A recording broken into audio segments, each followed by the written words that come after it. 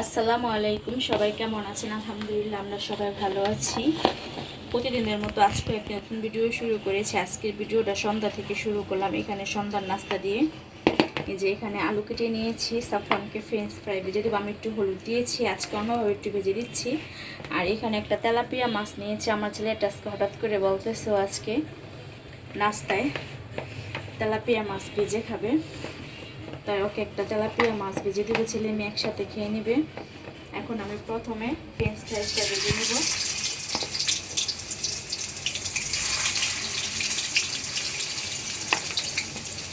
আমি অল্প করে তেল দিয়েছি, অল্প তেলের মধ্যে ফ্রেঞ্চ ফ্রাইগুলো ভেজে নিব। এই কড়াইয়ের মধ্যে আমি পরে মাছটাও ভেজে নিব।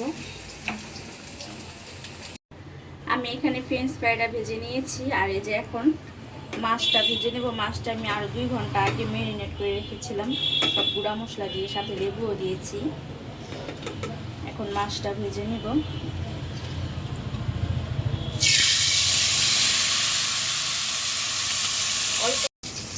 এখানে মাছটা আমি অল্প তাপে ভেজে নিব, আর চুলার আঁচটা কমিয়ে দিয়েছি। আর এখানে ফ্রেঞ্চ ফ্রাইগুলো ছেলে মেয়েকে দিয়ে দিব খেতে। গরম গরম ফ্রেঞ্চ ফ্রাই খেতেই মজা লাগে। এখানে এই যে সাফওয়ান ফ্রেঞ্চ ফ্রাই খাচ্ছে।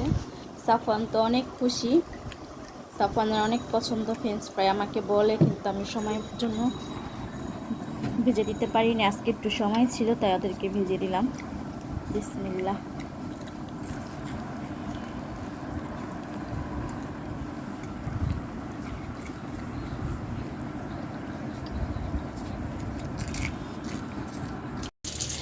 এখানে তেলাপিয়া মাছটা আমার ভাজা হয়ে গেছে, লাল করে আমি 2 পিঠ ভেজে নিয়েছি। এখন মাছটা উঠায় নিব।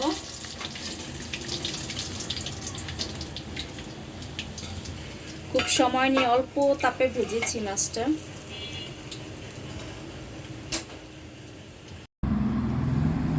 এখানে যে মাছ ফ্রাইটা 3 জন মিলে খেয়ে নিচ্ছি, খুব মজা হয়েছে। আর ভিতরে দেখেন অনেক সফট হয়েছে, অল্প তাপে ভেজেছি, ভিতরে সিদ্ধ হয়েছে, সফট হয়েছে। আর আমার ছেলে সাফওয়ান ভিডিও দেখেছে বারবিকিউর, আমাকে এখন বলতেছি বিকালবেলা আম্মু আমাকে বারবিকিউ বানাই দাও। তো বাসায় যেহেতু তেলাপিয়া মাছ ছিল, আমি এভাবে ভেজে দিয়েছি যে এটাই খাও।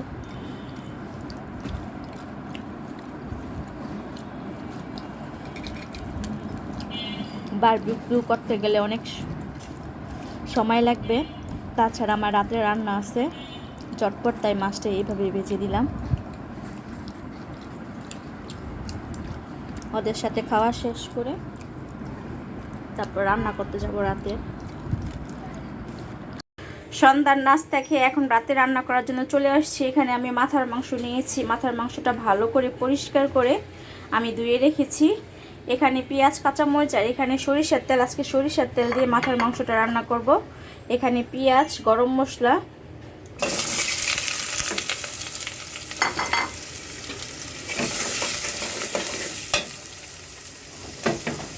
আর এখানে একটু মাংস বেশি নিয়েছি। আমাদের গ্যাস থাকে না, তাই একটু বেশি করে রান্না করে রাখলে ফ্রিজে রেখে দিলে পরে গরম করে খাওয়া যায়।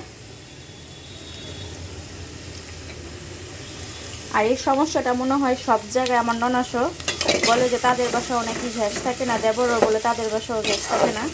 মোটামুটি বুঝতে পারলাম যে সমস্যাটা সব জায়গায়, শুধু আমার বাসায় না।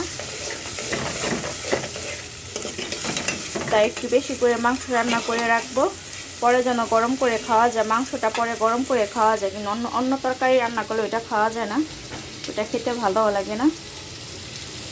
পেঁয়াজটা ভেজে আজকে মাথার মাংসটা আমি কষিয়ে, মশলা কষিয়ে তারপর রান্না করবো। আমি সবসময় মাখায় বসাই দিই। আর এখানে এই যে আদা, রসুন, জিরা আমি একদম ফ্রেশ ব্লেন্ডার করে নিয়েছি। ফ্রিজে আছে, তারপর ফ্রেশ ব্লেন্ডার করে নিলাম। মাংসটা ফ্রেশ আদা রসুন দিয়ে রান্না করে বেশি মজা লাগে। এখানে পেঁয়াজটা ভেজে নিয়েছি গরম মশলার সাথে, আর ব্লেন্ডারের জারটা দিয়ে আমি পানি দিয়ে দিলাম, সাথে আদা রসুন বাটা, জিরা বাটা। আর এখানে সব গুঁড়া মশলাগুলো নিয়েছি, হলুদের গুঁড়া, মরিচের গুঁড়া, ধনে গুঁড়া, গরম মশলা, লবণ। এই মশলাটা দিয়ে ভালো করে এখন কষিয়ে নিব। মশলাটা যত ভালো মশলাটা কষানো যায় গরুর মাংস, মাংসটা অত বেশি টেস্ট হয়। আমি মাংসের মশলাটা ভালো করে কষিয়ে নিব। আমি প্রথমে মাংসের মশলাটা ভালো করে কষিয়ে এখন মাথার মাংসটা দিয়ে দিয়েছি। বেশ কিছুক্ষণ কষিয়েছি। এখানে কিছু আলু দিয়েছি আমি।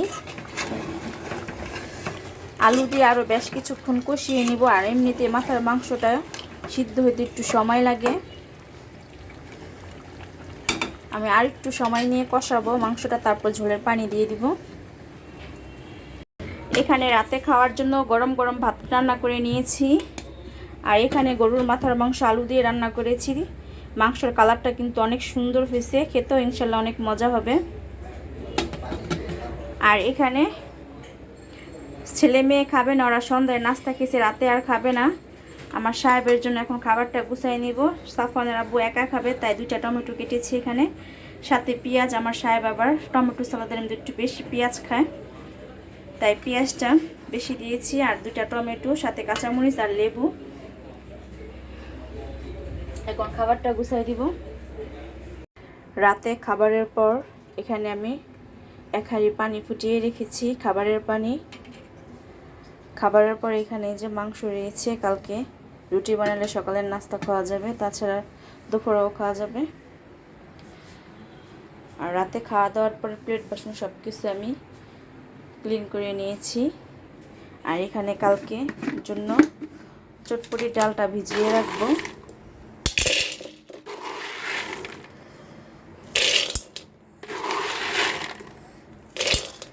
আজকে ভিজায় রাখলে সারা রাত চটপটি ডালটা ভালো করে ভিজবে।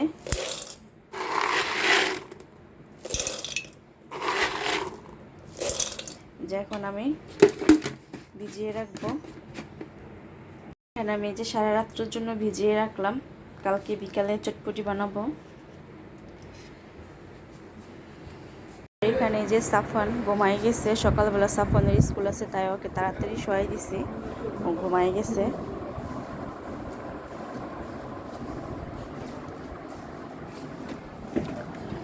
আর এই যে দেখেন রাতের বেলা, এখন রাত্রে 11টা বাজে, একদম নিরিবিলি রাস্তা, লোকজন সব বাসায় চলে গেছে, শুধু সিলিন্ডার খোলা আছে। আমি আপনাদেরকে দেখাচ্ছি, এই সিলিন্ডার রাত 12টার আগে বন্ধ হয় না, 12টায় বন্ধ হয়। একদম রাস্তা নিরিবিলি। আমি সবসময় জানলার পাশে বসে থাকি,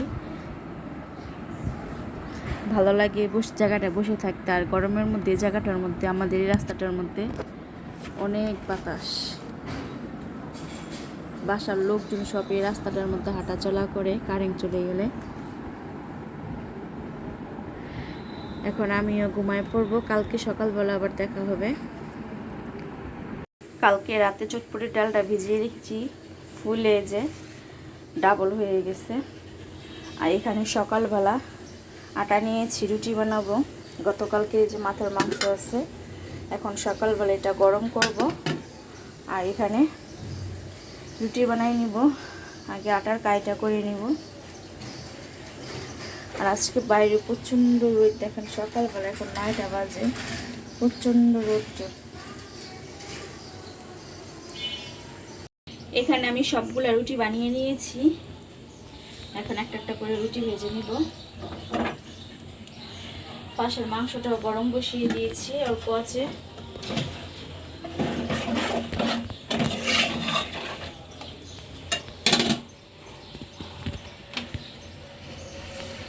আর এই যে আমার ক্যামেরাম্যান, দেখেন আমার ক্যামেরাম্যান আজকে স্কুলে যেতে পারেনি। সকালবেলা উঠেছে, হঠাৎ করে শরীরটা বলতেছে আম্মু খারাপ লাগতেছে, মাথা ব্যথা, তাই আজকে আর কি স্কুলে দেয়নি। এই জন্যই আমাদের আজকে নাস্তা দেরি, কারণ যখন সকালবেলা স্কুলে যায় তখন আমি 6টা বাজে উঠে যাই, ওর টিফিন বানাই, নাস্তা বানাই, ওকে খাওয়াই, তারপর পাঠাই। আজকে ওই স্কুলে যায়নি, এই জন্য আমারও উঠতে লেট হয়েছে। আর আমার সাহেব তো অনেক সকালে চলে যায়, অফিসে যেয়ে নাস্তা খায়।